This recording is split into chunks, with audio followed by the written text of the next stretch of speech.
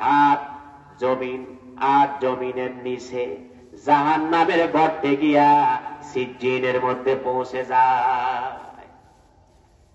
দুনিয়ার জমিনে আল্লাহ যা হায়াত দিল, এই হলো বৈপরীত্য। দেখেন, একদল লোক নেককার আমল করে আল্লাহ জান্নাতের মেহমান হয়ে যায়, আর একদল লোক জাহান্নামী হয়ে জাহান্নামে চলে যায়। আল্লাহ পাক যে হায়াত দিলেন, এই হায়াত আমাদের কাজে লাগানো দরকার আছে না নাই? জোরে বলেন, আছে না নাই? আহা, আল্লাহ হায়াত দিয়েছেন, কাজে খাটায় না। মাঝে মাঝে কিছু আল্লাহর বান্দা দেখা যায়, নবী করিম সাল্লাল্লাহু আলাইহি সাল্লাম ১৫০০ বছর আগে বলছেন যে তালহাকুল কবাইল মিন উম্মতি বিমুশরিকিন ওয়া হাত্তা ইয়াবুদাল আওসান। এমন এক জামানা আসবে, আমার উম্মতের অধিকাংশ লোক মুশরিক হয়ে যাবে। যমুনার দিকে তাকাইলে দেখা যায় এখন এমন কিছু আল্লাহর বান্দা আছে,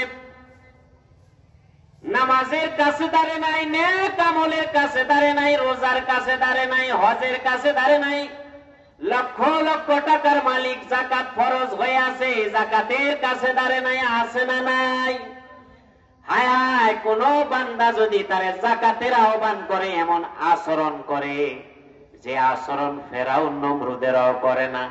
মুসলমানের বেশে এমন অনেক মুসলমান আছে আল্লাহর বিধানকে অস্বীকার করে, জালিম হয়ে আছে, নিজেও কল্পনা করতে পারে না। সমাজে এমন বান্দা আছে না না? নবী করিম সাল্লাল্লাহু আলাইহি ওয়াসাল্লাম বললেন, আযাব আসতে থাকবে, একের পর এক আযাব আসতে থাকবে মানুষের মাঝে।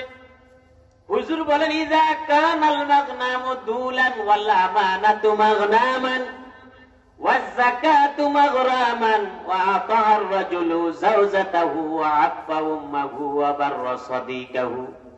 হুজুর বলেন, এমন এক জামানা আসবে যে জামানায় আযাব আসমান থেকে অনবরত আসতে থাকবে, মানুষ টের পাবে না এমন আযাব আসবে। দেখেন, রাসূল ১৫০০ বছর আগে বললেন আযাব আসতে থাকবে, আমার উম্মতেরা টেরই পাবে না আযাব চলতেছে। ফেরাউনের আল্লাহ নীল নদী ভূমধ্য সাগরের সুবাইয়া মারছে, 2 কথা আছে। নমরুদের আল্লাহ মাটির সাথে মিশাইয়া দিয়েছে, কিয়ামত পর্যন্ত ফেরেশতারা তার পিঠে চড়ে এই যে হেমাত দেওয়ার মতো ধাক্কা দিতে থাকবে, কত কাল পর্যন্ত জাহান্নামের গর্ত পর্যন্ত সে পৌঁছতে থাকবে। দেখুন, বনি ইসরাইলের মধ্যে আল্লাহ ৭০,০০০ নবী দিয়েছেন, আর ওই উম্মতেরা তাদের ২৫,০০০ নবীকে জীবন্ত জবাই দিয়েছে। জোরে কন্যা নাউজুবিল্লাহ।